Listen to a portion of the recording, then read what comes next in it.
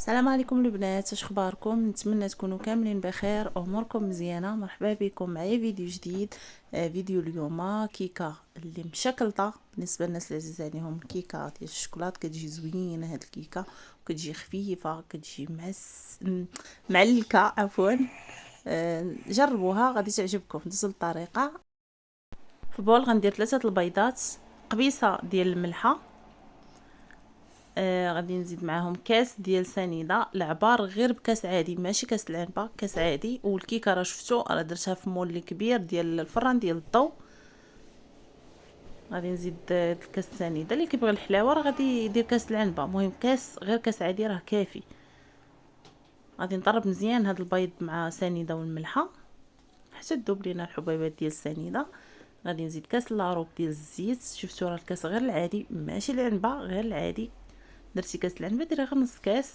غادي نزيد كاس ديال الحليب، كاس عامر ديال الحليب.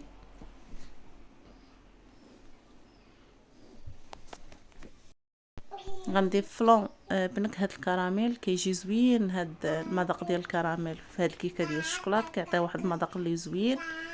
بغيتي تضيفيه ديال الشوكولات راه غتضيفيه ديال الشوكولات اللي متوفر عندك. غادي نطرب كلشي. انا درت هاد البغاميكسو باش دغيا يطرب ليا مع داك الفلون. بغيتي ديري غير الطرابيه يدوي راه غطربي بيه. غنضيف دقيق. بالنسبه للدقيق عينك ميزانك. غادي ندير 2 معالق كبار ديال الكاكاو ولا 2 ساشيات مع 2 خمارات 15 غرام. غادي نغربلهم، ضروري تغربلوهم. من بعد ما خلطتهم كيف شفتوا غادي نزيد واحد المعلقه كبيره ديال الخل وغادي نطرب.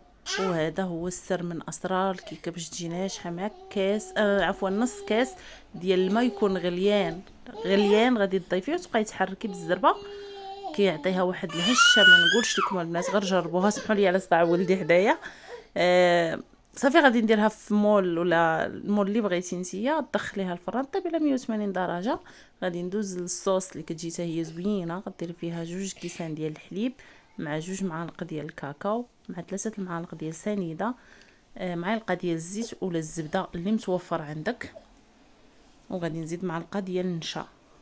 غادي نخلط كلشي على البارد، غير معلقه واحده كافيه ديال النشا، ما ديريهاش عاقده. غنخلط كلشي على البارد وغادي نديرها فوق عافيه اللي تكون متوسطه مع التحريك حتى يعقد لينا الصوص. وفي هذه الاثناء الكيكه راه داخله للفران كطيب. غادي نزيد عفوا نسيت واحد المعلقه صغيره ديال القهوه سريعه الذوبان. صافي غادي نديرها كيف قلت لكم طيب على عافيه متوسطه حتى تعقد معنا. من بعد ما طيب وتعقد نزيد ليها هكا 4 مكعبات ديال الشوكولات وغادي نحركها حتى يذوب داك الشوكولات. هاد الصوص كتجي زوينه كيف شفتوا راه معقداش بزاف. انا ما كتعجبنيش عاقده لحقاش بغيت منها تجي الكيكه مسقيه وتجي معلكه. بالنسبه للتزيين غادي نزينها باللوز ايفيلي. بالنسبه للتزيين غتزينيها باي حاجه متوفره عندك في الدار. انا هنا درت اللوز ايفيلي. مهم راها كتجي زوينه. سمحوني ما غاديش نقطعها معكم لحقاش انا غادي ضيفه وغنديها معايا في يدي، داكشي علاش. مهم اللي كنضمن لكم انها كتجي زوينه وكتجي معلكه. اللي كتعجبو الكيكه تكون مشكلطه ومعلكه يجرب هذه راه غادي تعجبو.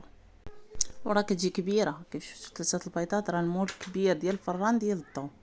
خليت لكم الراحه. السلام عليكم.